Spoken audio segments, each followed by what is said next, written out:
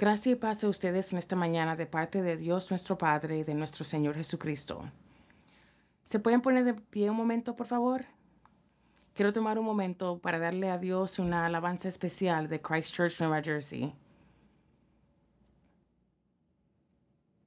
Vamos a aplaudir por todo lo que Dios ha hecho. Él es un Dios bueno y grande. Aleluya.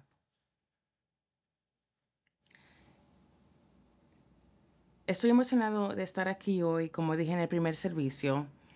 Solo quiero darles la bienvenida a todos a Christchurch esta mañana y a todos los que están en línea. Bienvenidos a otro fin de semana aquí en Christchurch. Esta es una gran iglesia. Viajo por todas partes, pero rara vez vengo a esta costa. No sé qué es, simplemente no he establecido muchas relaciones aquí, pero se siente muy bien hoy. Voy al oeste, al sur, al noreste, vivo en el medio oeste, y ustedes saben que Dios vive en el medio oeste, ¿verdad? Pero es bueno estar aquí hoy con ustedes y me siento muy honrado y agradecido con los pastores David y Marlinda por dejar el púlpito un domingo y permitirme venir. Siempre valoro el púlpito que alguien más ha construido. No lo tomo a la ligera. El confiar otra voz al pueblo que ha sido llamado a pastorear. Así que hoy estoy agradecido por esta oportunidad. El pastor David ha estado en nuestro mundo probablemente durante 12 años. Me encontré con él un par de veces en el medio oeste y luego le pedí que nos cubriera como pastor y él lo hizo. Y él ha sido esta relación con nosotros durante años.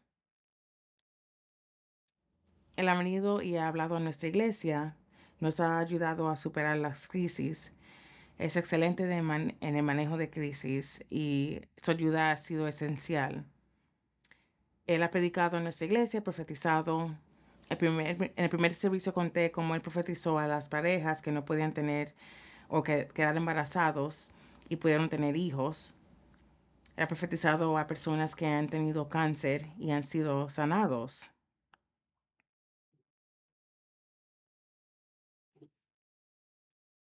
Ustedes saben cuando él entra en este modo profético porque dice, estoy escuchando una conversación. Luego comienza a profetizar lo que el Señor le ha dicho. Pero así hemos sido bendecidos como resultado de que ellos estén en nuestro mundo y caminando con nosotros. El pastor Ron mencionó a mi esposa durante 31 años, la pastora Tracy, y está aquí conmigo hoy. De hecho, hemos estado juntos durante 40 años. Creo que tenía 12 o 13 años cuando nos juntamos. Estoy bromeando. Pero estuvimos juntos 10 años antes de ser salvos y ahora llevamos casados unos 30 años más. Voy a decir que estar casado 30 años después de ser salvo ha sido mucho mejor que estar juntos pero no casados durante 10 años antes de ser salvos. Tengo muchas historias, tanto buenas como malas, que puedo contar acerca de cómo nos peleábamos, no solo entre nosotros, sino también en otras personas. Una vez nos unimos y peleamos contra otra pareja. En serio, es verdad. Estábamos en el cine y un hombre intentó robarme el lugar de estacionamiento y el resto es historia. Pero, ¿cuántos de ustedes aman la palabra de Dios? Me asombra su entusiasmo. Pero dije, ¿cuántos aman las palabras de Dios? Amén. Sé que se les enseña bien aquí en Christchurch, pero para las personas que no están familiarizados con la historia, quiero ponerlos al día con la historia de la que les voy a hablar hoy en las Escrituras, en Génesis 50. Es la historia de José, y José era un joven que tuvo un sueño y había compartido su sueño o visión con sus padres, y la Biblia dice que sus hermanos lo odiaban porque tenía una visión, pero su padre lo amaba. Su padre le regaló una túnica de muchos colores que representaba el favor de Dios que había en la vida de José. Pero luego José terminó en un hoyo. Sus hermanos habían ideado un plan para realmente dañar la vida de José. Lo arrojaron en un hoyo y allí José fue vendido como esclavo por un tiempo y terminó en la casa de Potifar como esclavo por unos años. Cuando salió de la esclavitud, fue a prisión y durante todo este tiempo, José mantuvo el sueño de la grandeza y el éxito que iba a tener. Pero se encontró en todos estos lugares diferentes y finalmente José salió de la prisión y luego fue al palacio de Faraón. Él era el príncipe de Egipto, que quiere decir que estaba caminando en sus sueños, ¿verdad? Voy a continuar aquí en el versículo 19 de Génesis 50, donde se vuelve a reunir con sus hermanos, los que lo habían arrojado en el hoyo, y esto es lo que José les dice. Génesis 50, 19 y 20. No tengan miedo, les contestó José. ¿Puedo acaso tomar el lugar de Dios? Es verdad que ustedes pensaron hacerme mal, pero Dios transformó ese mal en bien para lograr lo que hoy estamos viendo, salvar la vida de mucha gente. ¿Podemos simplemente tomarnos un momento y orar? Padre, acudimos a ti, simplemente te agradecimos por esta oportunidad. Te agradezco por cada persona que está aquí. Yo disminuyo a medida de que tú aumentes. Toma mi mente y mi boca mientras ministro la palabra de Dios viviente en este día. En el nombre de Jesús, amén. Una de las cosas que me gusta compartir con las congregaciones es que este es un lugar de igualdad de oportunidades. Y significa que no soy el único que puede hablar.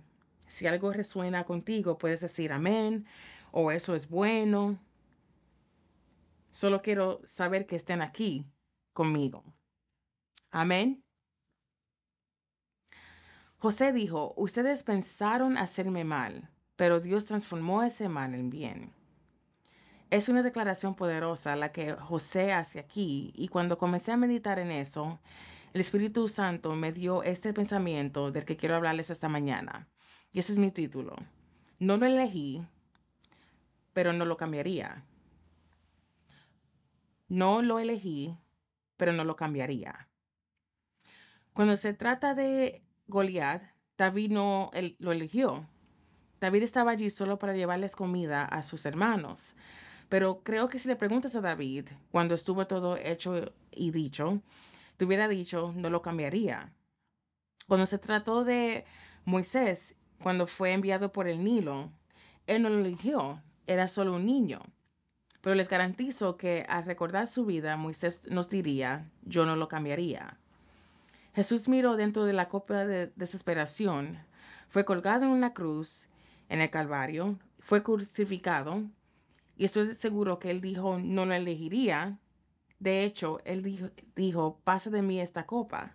Pero estoy 1000% seguro de que Jesús diría, yo no lo cambiaría. Acabamos de presenciar la dedicación de unos hermosos bebés esta mañana y no sé, estoy solamente pensando, pero algunos que quizás no lo planearon.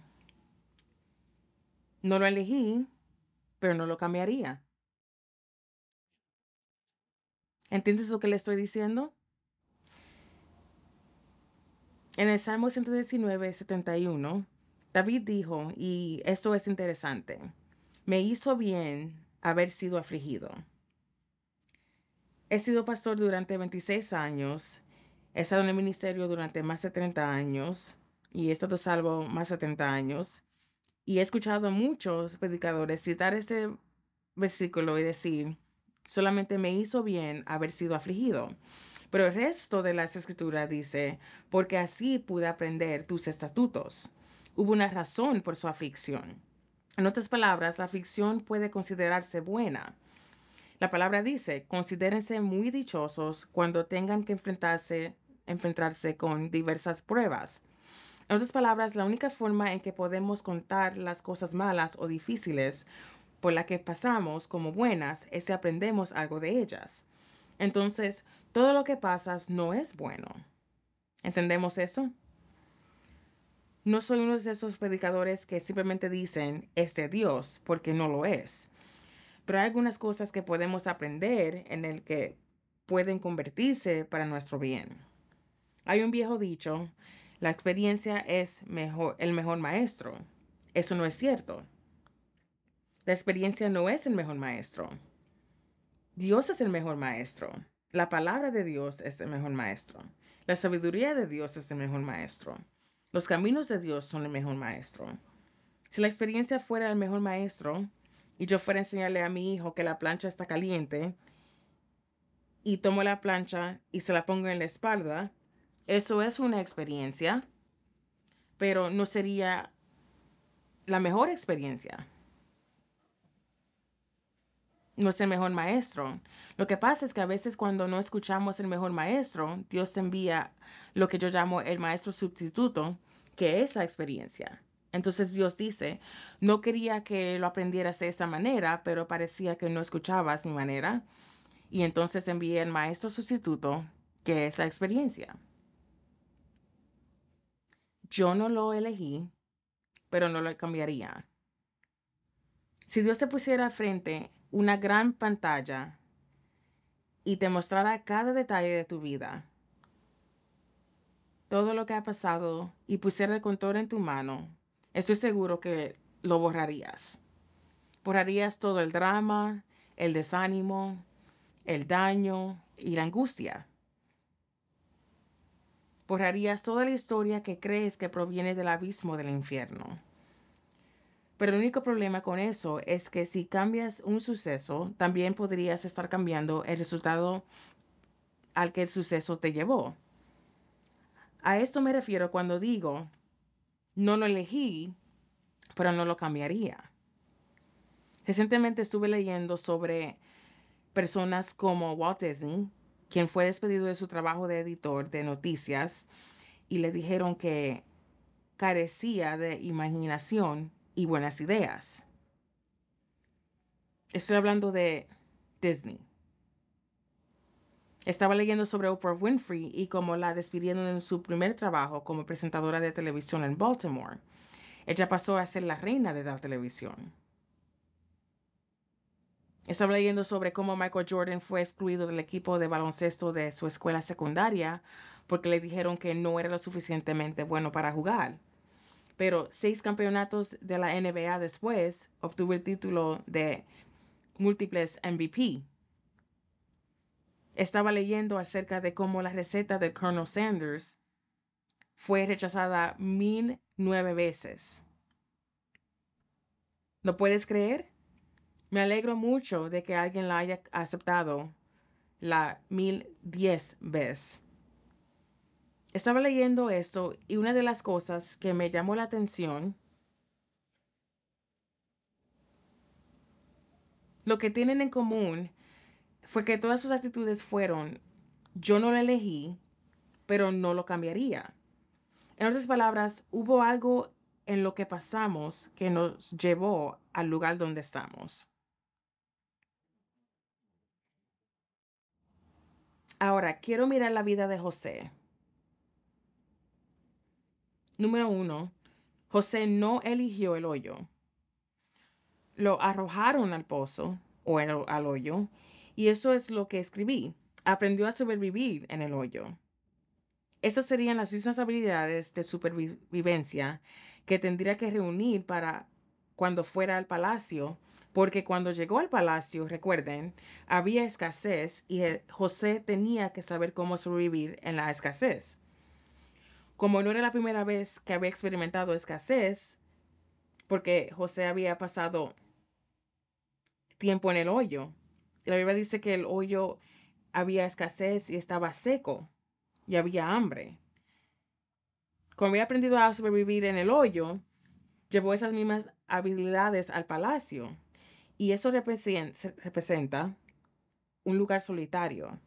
Creo que José aprendió algunas cosas en un lugar solitario. Creo que José aprendió que la vida no tiene por qué terminar en un lugar solitario. Creo que José aprendió que Dios nunca te dejará ni te desamparará en un lugar solitario. Creo que José aprendió que el liderazgo puede ser un lugar solitario. Creo que José aprendió que a veces la mejor relación que se construye con Dios se puede construir en un lugar solitario. Creo que José aprendió que Dios te sacará de un lugar solitario. Para alguien aquí ahora mismo, tal vez esté cancelado por la cultura y eso puede sentirse como un lugar solitario. No sé. Tal vez el lidiar con la enfermedad mental puede sentirse como un lugar solitario. O haber lidiado con COVID-19, con el distanciamiento social, se sintió como un lugar solitario. Quizás estés en medio de una dificultad financiera y te sientas como que estás en un lugar solitario. Pero hoy me alegro mucho de que servimos al tipo de Dios que todavía levanta a las personas de un lugar solitario. Levanten sus manos y digan, Dios, me alegro mucho que me hayas sacado de un lugar solitario. José no lo eligió el hoyo. Jesús no eligió José no eligió la casa de Potifar. Fue vendido como esclavo. Aprendió mayordomía en la casa de Potifar. Aprendió a sobrevivir en el hoyo, pero aprendió la mayordomía en la casa de Potifar y era la misma mayordomía que iba a necesitar cuando llegara al palacio. Porque cuando llegó al palacio no era dueño del palacio. El faraón era el dueño. El faraón iba a delegar responsabilidades y todo tipo de recursos a José. Era el segundo en mando y una vez llegó al palacio pasó lo mismo. Aprendió en casa de Potifar. Él no estaba a cargo en la casa de Potifar. Potifar estaba a cargo, pero Potifar le delegó la responsabilidad para que aprendiera mayordomía mientras estaba allí. Les estoy llevando nuevamente a lo que dijo David. Me hizo bien haber sido afligido, porque así puede aprender tus estatutos. Entonces la casa de Potifar representa un lugar en el limbo. En otras palabras, José no estaba en el hoyo, pero tampoco estaba en el palacio. Se encuentra en un estadio entre los dos, un poco inseguro. No está donde quiere estar, pero tampoco está donde estaba. Está como en un área de limbo y tenía que aprender a vivir ahí. Fue en la casa de Potifar donde José aprendió a lidiar mientras estaba en limbo. Fue en la casa de Potifar donde José aprendió cómo se sentía cuando alguien mentía de ti cuando estabas en ese tiempo de limbo. Fue en la casa de Potifar donde José aprendió la lealtad, cómo permanecer leal a su maestro mientras estaba en el limbo. Fue en la casa de Potifar donde aprendió cómo apoyarse en Dios mientras estaba en este estatus inseguro. Estaba demasiado lejos del hoyo para apoyarse en él y estaba demasiado lejos del palacio para apoyarse en él. Por lo tanto, tuvo que aprender a apoyarse en Dios en un lugar de limbo. Mi pregunta es, ¿cómo te comportas cuando estás en el medio? Cuando se trata de matrimonio, sé cómo te comportas en la luna de miel y sé cómo te comportas en el aniversario de 50 años, pero ¿cómo te comportas en el estado intermedio? En ese lugar intermedio. Los hijos de Israel fallaron en esta prueba porque salieron de Egipto y en su camino a la tierra prometida se encontraron en el desierto, que hubiera estado en el medio. Habría sido un lugar de limbo. Ya no podían apoyarse en Egipto, aunque querían, y cuando estaban en el desierto le preguntaron a Moisés, ¿por qué nos traíste aquí a morir? ¿No hay tumbas en Egipto? ¿No podemos simplemente regresar a Egipto, donde hay cebollas? ¿No podemos volver a comer allá? Al menos podíamos apoyarnos en lo que sabíamos en Egipto, pero todavía no podían apoyarse en la tierra prometida porque no habían llegado. Estaban en el desierto, pero nunca aprendieron realmente a apoyarse en Dios. Murmuraron y se quejaron todo el tiempo porque era un lugar en limbo. En Marcos 4, Jesús les dijo a los discípulos, pasemos al otro lado. Dejaron la tierra donde estaban y cuando llegaron allí en el medio del mar se levantó una tormenta. Es interesante porque cada vez que Dios te dice que vayas a algún lugar, el enemigo siempre quiere traer una tormenta. Él siempre quiere provocar la tormenta mientras tú estás en el medio o en ese lugar de limbo. Entonces no estaban en la tierra donde comenzaron y no estaban en la tierra a donde se dirigían. Entonces se encontraban en el medio en esa tormenta. He escuchado a muchos predicadores decirle que los discípulos tenían una mala reputación porque despertaron a Jesús, pero al menos supieron dónde ir, al menos supieron en quién apoyarse cuando estaban en el limbo. ¿Me escuchan? Tengo un nieto llamado Roman que tiene 3 años y medio. Recuerdo cuando él empezó a caminar por primera vez. Lo teníamos en la sala y saben cómo los niños son, se levantan y se caen. Entonces poníamos una silla y una mesa de café y decíamos, ven, Roman, ven acá. Entonces él quería llegar de un lado a otro, pero llegaba un momento que estaría en el medio y tambaleaba y se preparaba para caer y no sabía si debería reír o llorar. Tenía muchas emociones, pero cada vez que se encontraba en el medio, él extendía las manos donde mí. Él extendía la mano y yo estaba allí para salvarlo, levantarlo y decirle, puedes hacerlo, Roman. Me pareció interesante que Roman nunca extendía sus manos hacia mí cuando estaba apoyado en la silla o en la mesa de café, solo era cuando estaba entre ambas. Hay momentos en nuestra vida en los que tuvimos que acercarnos a nuestro Dios, a Papá, y decirle, Dios, estoy entre la espada y la pared en este momento. Estoy en un limbo en este momento, pero sé que estás ahí para ayudarme y que me levantarás y me llevarás de nuevo a mi camino. ¿Cuántos dicen amén? La Biblia dice, confía en el Señor de todo corazón y no te apoyes en tu propia inteligencia. Enseñé sobre esto en mi iglesia, cómo sobre nos apoyamos en nuestra propia inteligencia. Para demostrarlo, traje a la tarima a una niña pequeña y a un hombre grande y musculoso. Cuando la Biblia dice, no te apoyes en tu propia inteligencia, yo me apoyaba en la niña. Yo peso casi 200 libras y me apoyaba en la niña para mostrarle cómo es apoyarse en la inteligencia propia. La niña luchaba por sostenerme. Pero así es cuando nos apoyamos en nuestro propio entendimiento. Nos apoyamos en algo que realmente no puede ayudarnos. Nos apoyamos en algo que lucha por mantenernos en pie en lugar de apoyarnos en Dios y verlo dirigir nuestro camino. Así que José se encontró no solo en un lugar solitario, sino que también tuvo que navegar y aprender a vivir en un lugar de limbo. Aquí está el tercer punto en el que voy a pausar por un momento. José no eligió la prisión. Potifar lo arrojó allí y aprendió a servir en prisión. El guardián de la prisión puso todo en manos de José. Todavía trabajaba como mayordomo y era corredor en prisión, pero por lo que su trabajo era servir a los demás. La Biblia dice que mientras estuvo en prisión fue un hombre próspero, no porque tenía muchas posesiones, sino porque Dios estaba con él. Qué interesante. Entonces aprendió a servir mientras estaba en prisión, aprendió a sobrevivir en el hoyo, aprendió mayordomía en la casa de Potifar y aprendió a servir en prisión. Génesis 39, 20 y 21 nos dice,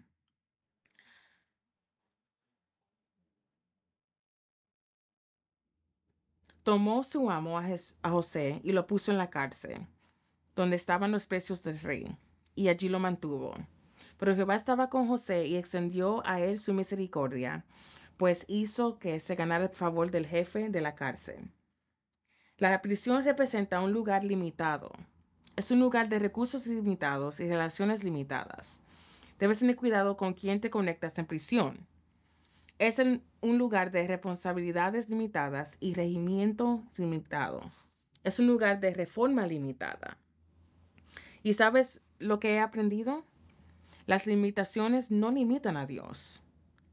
Los 300 de Gedeón probablemente parecían una limitación. Estaban a punto de luchar contra 32,000 hombres. Pero, y Dios lo había reducido. ¿Cuántos de ustedes saben que eso puede parecer una limitación? El hecho de que el siervo de Elías estuviera rodeado por el enemigo parecía una limitación. El que la matriz de Sara estuviera seca parecía una limitación. La mujer viuda que tenía 2 palos y un puñado de harina en una época de escasez parecía una limitación. 2 peces y 5 panes para alimentar a 5,000 personas parece una limitación. Pero he aprendido que las limitaciones no limitan a Dios. Aprendí esto porque yo, al igual que José, pasé 3 años en una prisión federal en los Estados Unidos. Sí, estuve en la cárcel.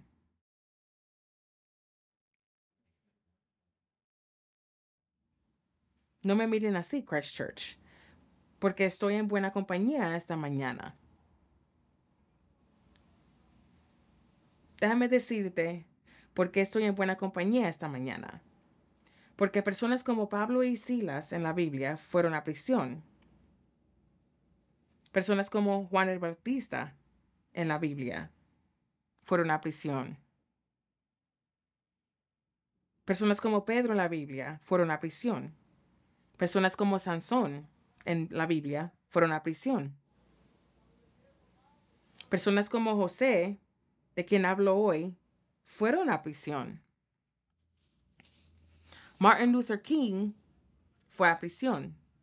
Nelson Mandela pasó 27 años en prisión. Mi punto es que no puedes hacer nada grande para Dios a menos que vayas a prisión. Es el prerequisito para la unción. Fui a prisión por vender drogas. Nunca olvidaré ese día. Estuve a punto de salir del apartamento. Y esto fue durante los 10 años que estuvimos de este lado de la cruz, antes de ser salvos. Estaba a punto de salir del apartamento y mi esposa me miró y me dijo, o mi mujer me miró y me dijo, no salgas hoy. Tengo un mal presentimiento. Salí de todos modos persiguiendo el dinero. Me atraparon ese día. Nunca olvidaré al estar en la sala del tribunal y en frente de un juez federal de los Estados Unidos. Estaba a punto de sentenciarme, así que me pidió que me pusiera de pie. Y cuando fui a levantarme para la sentencia, mi esposa y mi familia estaban detrás de mí. Mi esposa estaba susurrando algo, así que la miré por encima del hombro y le susurré. Se está preparando para sentenciarme. ¿Qué estás diciendo? Estoy tratando de prepararme para lo que va a suceder. Ella me miró y dijo en voz baja, te espero 5 años. Eso es lo que ella me dijo. Yo aprecio su honestidad. Así que me volví para mirar al juez y el juez dijo que me sentenciaba a 41 meses en un centro correccional federal de los Estados Unidos. Estaba calculando 41 meses. ¿Cuánto tiempo es eso? Pude calcularlo luego y me volví hacia ella y le dije, espero que me esperes. Y ella lo hizo. Fui salvo un domingo en una iglesia pequeña y fui a la prisión el lunes. Entonces, durante mis primeros 3 años de ser salvo, estuve encerrado en prisión. Tuve un avivamiento en prisión. Fue la primera vez que realmente experimenté el avivamiento. Y en algunos casos nunca más lo he experimentado como cuando estaba en prisión. Hay mucha religión carcelaria en prisión y mucha gente pensaba que tenía una religión de cárcel. Ni siquiera traté de corregirlos porque sabía que Dios me había cambiado y hecho algo impactante en mi corazón y que nunca volvería a ser el mismo. Entonces salí de prisión, me dieron 5 años de libertad condicional y me iba bien. Mi oficial de libertad condicional se acercó a mí y me dijo, oye, quiero ir al juez y preguntarle si te dejará en libertad antes de tiempo porque te está yendo muy bien.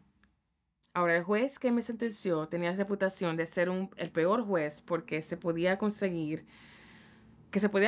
porque era el primer juez de los Estados Unidos en nuestro distrito que había sentenciado a alguien a cadena perpetua por tráfico de drogas.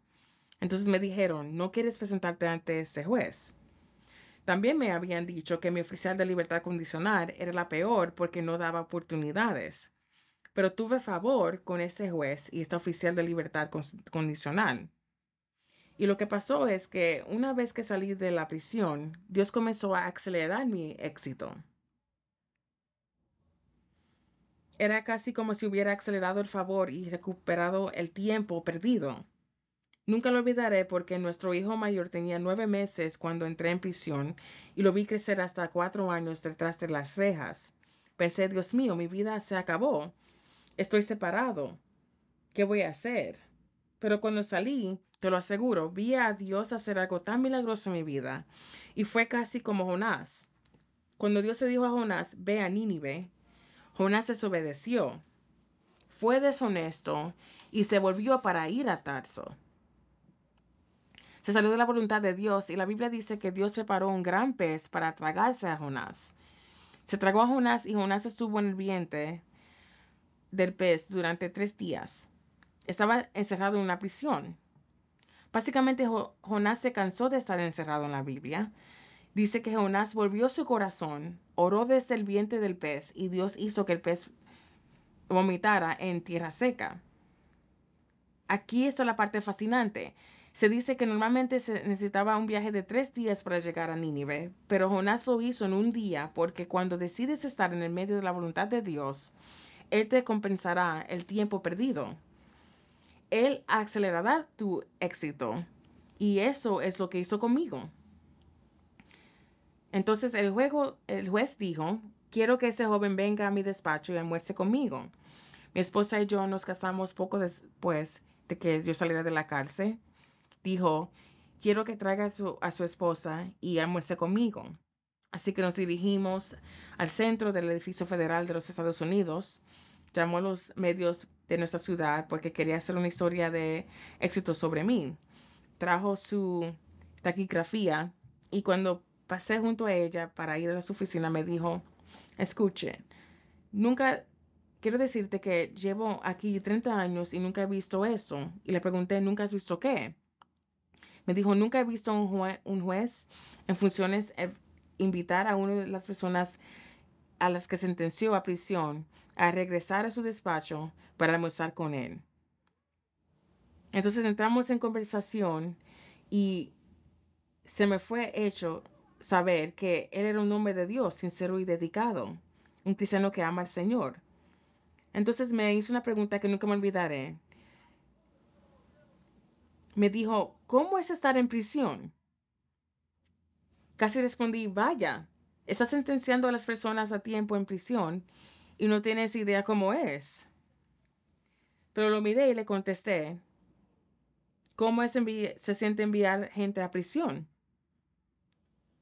Y comenzó a compartir conmigo y me hizo saber que tenía un corazón para Dios. Seguimos reuniéndonos con él una vez al año durante años. Nos reuníamos con él en el centro de Columbus, en uno de sus restaurantes favoritos para desayunar, solo para ponernos al día. Y una vez él me dio su tarjeta y me dijo, si alguna vez necesitas algo, no dudes en comunicarte. Lo interesante es que nunca necesité nada. No compartí esto con el primer servicio, pero quiero decirlo ahora. Teníamos una joven en nuestra iglesia que tuvo problemas con el gobierno federal y ella era parte del personal de nuestra iglesia. Tuvo problemas en su trabajo y fue despedida, por lo que la incorporaron al personal de la iglesia. Pasaron 2 o 3 años antes de que surgiera el caso. Finalmente surgió la situación y cuando se presentó en la sala de tribunal, ¿saben frente a quién terminó? El mismo juez con que Dios me había conectado. Entonces, una vez lo invitamos a desayunar y le dije, tienes un caso de una joven que está en nuestra iglesia. Y él me detuvo. Él dijo, no puedo hablar contigo sobre eso. Me dijo, escríbeme una carta. Así lo hice y efectivamente, el día de la sentencia le dieron una sentencia menor por lo que hizo. Tenía que establecer un precedente con ella. Pero el día de la sentencia, en la sala llena, dijo, tus pastores a quienes he llegado a amar están aquí. Él dijo, son buenas personas, por lo que su sentencia fue mucho menor de lo que hubiera sido debido a la relación. Podían haberle dado años, pero terminó recibiendo 90 días y ella pensó que era el fin del mundo. Solo le dije, a veces es bueno que haya sido afligida. No lo elegí, pero no lo cambiaría. Así que estoy en la vía rápida, me va bien y la razón por la que digo esto es porque fue en prisión donde aprendí a caminar con Dios. Fue en prisión donde aprendí a levantar las manos y adorar a Dios. Fue en prisión donde aprendí la palabra de Dios. Fue en prisión donde aprendí a dar testimonio de mi fe ante otras personas. Fue en prisión donde literalmente aprendí a esperar en Dios. Tuve que esperar. No tenía más remedio que esperar en el Señor. No lo elegí, pero no lo cambiaría. Creo que soy la persona que soy hoy, casado con una hermosa mujer durante 31 años, padre de 3 hijos y disfrutando 3 nietos, pastoreando una gran iglesia y viajando por el mundo predicando el Evangelio. No lo elegí, pero no lo cambiaría. Porque si hubiera cambiado ese suceso, podría haber cambiado el resultado al que me llevó ese suceso. Entonces, aquí José estaba fuera de prisión y está en el palacio. En el palacio. Mientras estaba en el palacio, se reunió nuevamente con sus hermanos y esa es la escritura con la que comencé. Él miró a sus hermanos y dijo, ustedes pensaron hacerme mal, pero Dios transformó ese mal en bien. Permítanme decirles esto, Christ Church, antes de concluir.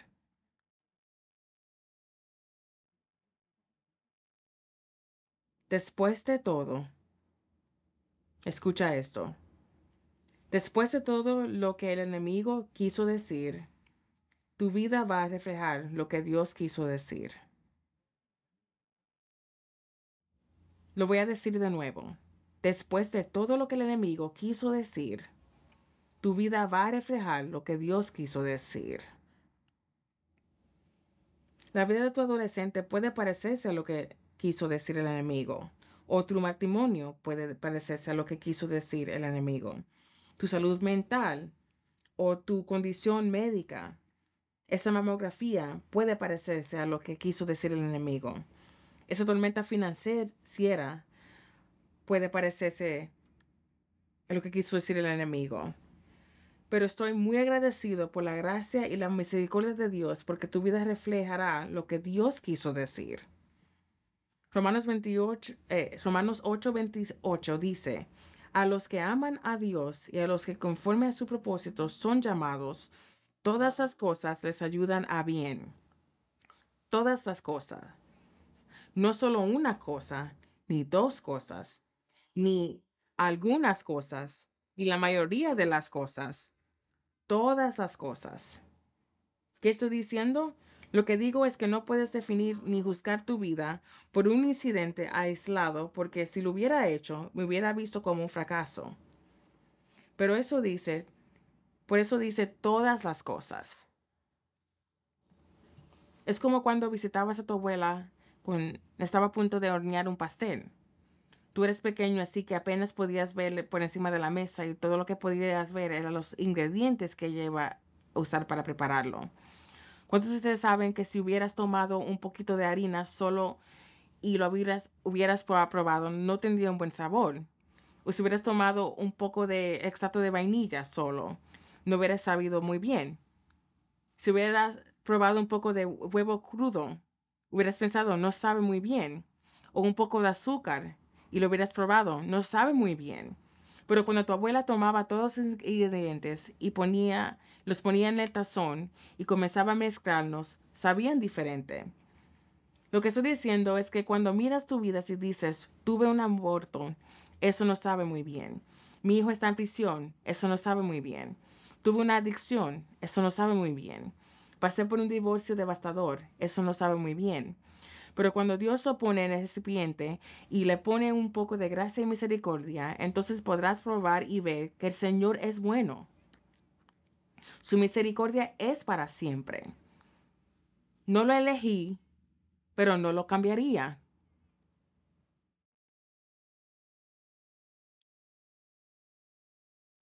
Ojalá supiera cómo cantar. Realmente que sí.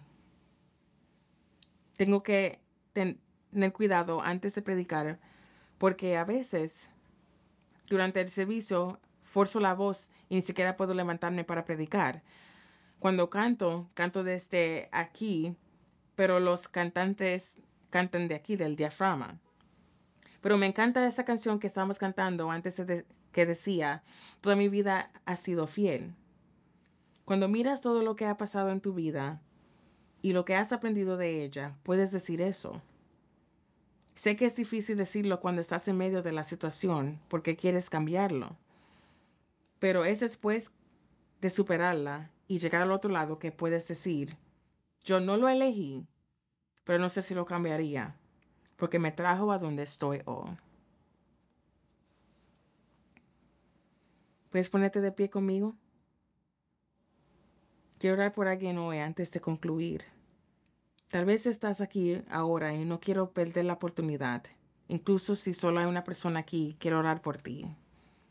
Quizás estés hoy aquí y no conozcas a Jesús como tu Señor y Salvador. Quizás nunca hayas aceptado a Cristo en tu corazón. Quiero orar por ti hoy. Quizás estés aquí y sepas lo que significa ser cristiano. Tenemos tantos cristianos en el mundo, gente criada y bautizada en la iglesia o dedicada desde niño en la iglesia, pero se han apartado. Los viejos santos lo llamarían estar en una condición descarriada. Significa que te estás alejando de Dios. Dios nunca te dejó, tú lo dejaste y ya no te sientes cerca como antes. Esa paz ya no es como solía ser. Ese gozo no está ahí y tu fe no se siente fuerte como antes. Está diciendo, pastor, quiero recuperar eso hoy. Hoy quiero volver a dedicar mi corazón al Señor y quiero orar por ti. Lo que quiero que sepas es que cuando salgas de aquí hoy, sin lugar a dudas, en tu corazón, quiero que sepas que eres un hijo de Dios y que no importa lo que hagas, nadie te lo puede quitar. Necesitas saber eso hoy y quiero orar contigo para que lo sepas hoy. Voy a pedirte que inclines tu cabeza y tu corazón. Si hay alguien aquí que está pensando, pastor, está hablando conmigo, quiero entregar mi corazón a Dios hoy. Y quiero volver a dedicar mi corazón a Dios hoy. ¿Puedes orar por mí? Voy a pedirte que levantes la mano mientras todos tienen la cabeza inclinada y los ojos cerrados. Voy a esta mano. Dios te bendiga. Voy a esta otra mano. Gracias y que Dios les bendiga. Vamos, toma una decisión ahora. No te vayas de aquí diciendo, ojalá hubiera levantado mi mano. Veo esa mano. Gracias por esos hombres que están levantando la mano en este momento. Veo esas manos. Muchas gracias, porque creo que cuando levantamos la mano es un reconocimiento de lo que Dios está haciendo. Es una respuesta al mundo y creo que Dios premia esa obediencia. Entonces simplemente levantar la mano es reconocer y decir, Dios, tienes tu mano en mi corazón, en mi vida, y quiero someterme y rendirme a eso hoy. Escucha, si no has levantado la mano y sabes que debes hacerlos, ¿lo puedes hacer ahora? Veo esa mano, gracias. Dios les bendiga. Voy a orar y cuando termine de orar, el pastor Ron regresará y les dará más instrucciones sobre su próximo paso. Y si siguieran esas instrucciones, se les agradecería mucho. Espero que la palabra de Dios les haya bendecido hoy.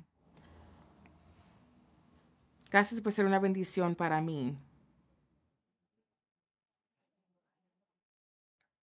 Gracias, Señor. Con cada cabeza inclinada y cada ojo cerrado, quiero hablar con ustedes. Padre, en el nombre de Jesús, te doy gracias en este momento por todos los que levantaron la mano. Una mano levantada representa un corazón abierto y simplemente te damos gracias, Padre, porque ellos se reciben en sus corazones. Salvación, dedicación, rededicación, restauración.